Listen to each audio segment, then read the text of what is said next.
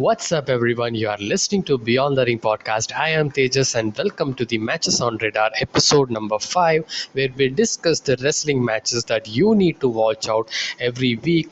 There's so much of wrestling, and if you're wondering that which match I should watch, you are at the right place, man, because I will be speaking about the great matches that you need to watch.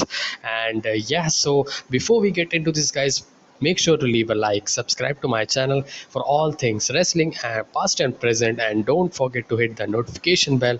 So, guys, let's get into this. And so, we first kick it off with the Monday Night Raw, 25th October, which had a fatal four-way ladder match for the number one contendership for the WWE Championship, which had Seth Rollins, Kevin Owens, Finn Balor, Rey Mysterio. When we put all these four into the ring, man, this is going to be a banger, and this was a fantastic ladder match. And the MVP of this match, I would say, this Kevin Owens, he's just stole this whole match, and well, he didn't win it, but he actually had a great performance, and this didn't had any extra story element that I would like to talk about other than to get the WWE title shot. But this, man, the match was really fun. Just close your eyes, I mean, just open your eyes and just watch this match. Really fun, enjoyable match. Go watch this awesome match.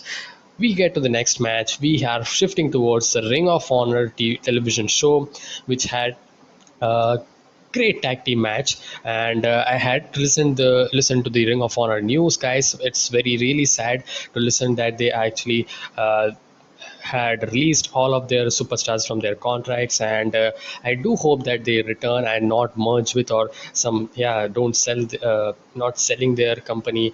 That's don't want to see, actually. So I hope that better days come for them, and yeah, with good production and great storylines, they come back stronger than ever, I would say. So yeah, let's get into this match. Then we had Brody King and Chris Dickinson facing Jonathan Gresham and Tracy Williams. So this week's Ring of Honor episode was a special focus to Violence Unlimited versus the Foundation, with three matches in this episode, and this was the second match, I guess, or the main event.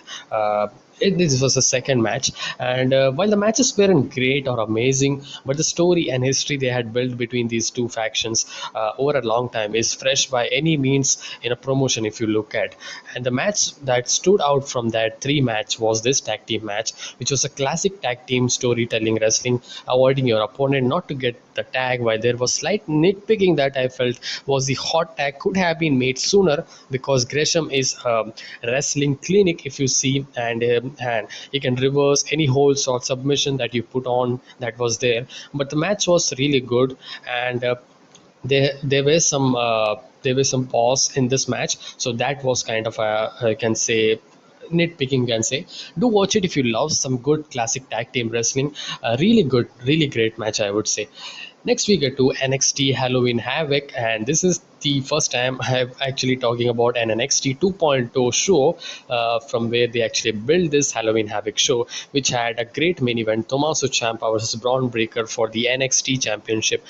This was a story of inexperience versus strength, and easy to understand story, good storytelling, selling was really good by Breaker in this match, and match had a very good pace, smooth flow for the match, except a splash botch from the middle rope by Breaker.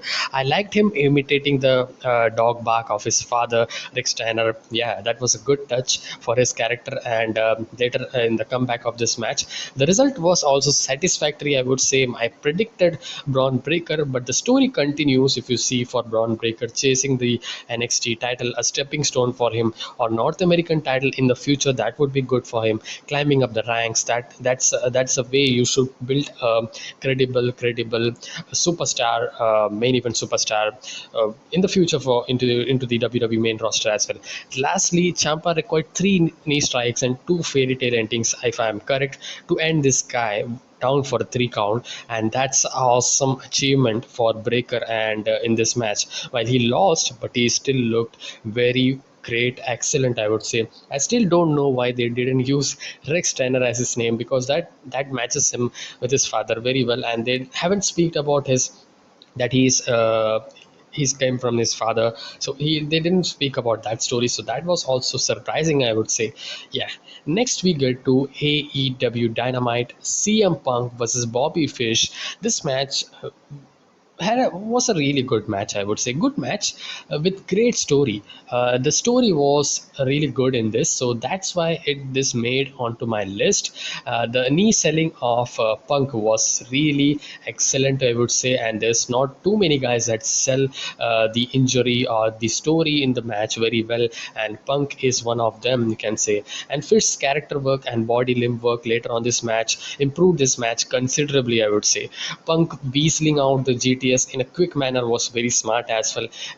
That end to the match, telling the story that no one can kick out from that protected move for CM Punk. So do watch this match if you have not watched it, guys, from this week's AEW Dynamite.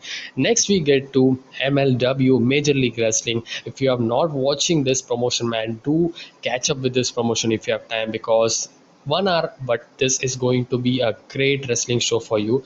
We had a match that you need to watch, Bobby Fish versus Lee Moriarty. Well, had no doubt that Moriarty has great wrestling skill and knowledge. I was a little bit concerned about if this match would be good, but this came out to be a really good match. Selling was good. There were times when Lee outsmarted Fish with his aerial quick moves, which was great to the story. But the only negative that I found was that Fish played the spot of taking out the knees on the apron just like he did in the CM Punk match, which was just day before yesterday that we have seen, and it's not like you're going to forget at this little time. So that was kind of, and I would say this that about Bobby Fish, that Bobby Fish is a really good wrestler.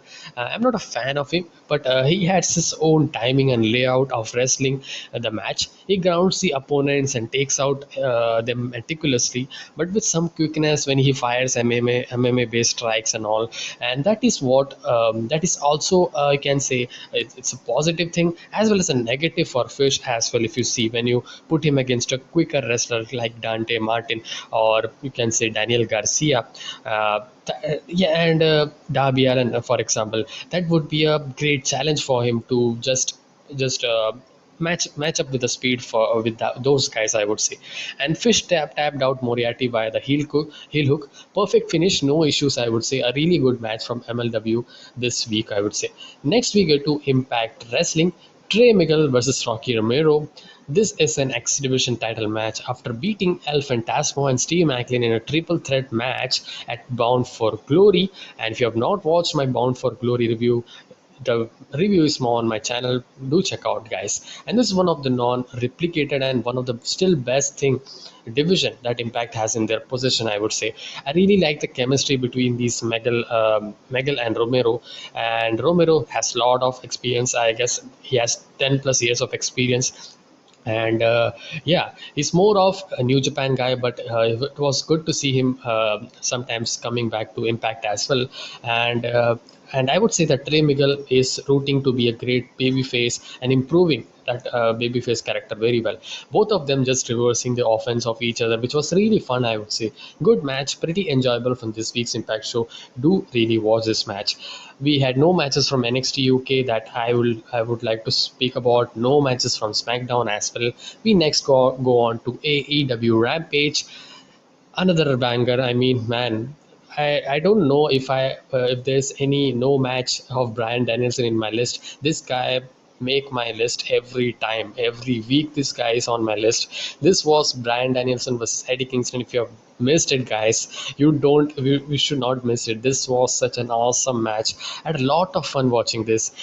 Eddie's visit to the All Japan 90s wrestling style and replicating that style is itself a rare talent for him. And if you see it, not too much guys do that. And along with that unstructured match layout, which was a really fine work, that you don't know what's next coming, especially when Brian was going for the double knees from the apron, and then there's just forearm, just like you see the pillars, the four pillars of All Japan. Yeah, so Danielson is proving that he's one of the best return wrestler after his injury. While he was great in WWE, but he's fitting in AEW so perfectly, man. That is excellent and one of a kind talent, no doubt. Danielson faced a tough challenge in Kingston, who was unpredictable and unstoppable on him. Later in the match, he nails a top rope back suplex, which changed this match course into the favor of Brian, you can say. He began picking him apart from his comeback and his patented strikes and submission control, enabling him to maneuver onto triangle choke,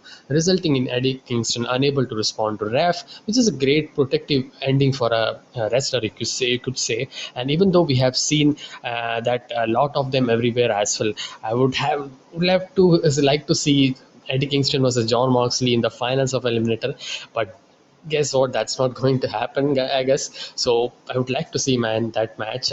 They are friends right now, but they would be ready to turn for any opportunity if they want. Next match is not on my list. I was not hoping for, but this is a special mention. If you guys have time, please do check out. This match is Dante Martin with Leo Rush versus Matt Seidel. He associated with Leo Rush just 1 week ago, just kind of a mentor, you can say.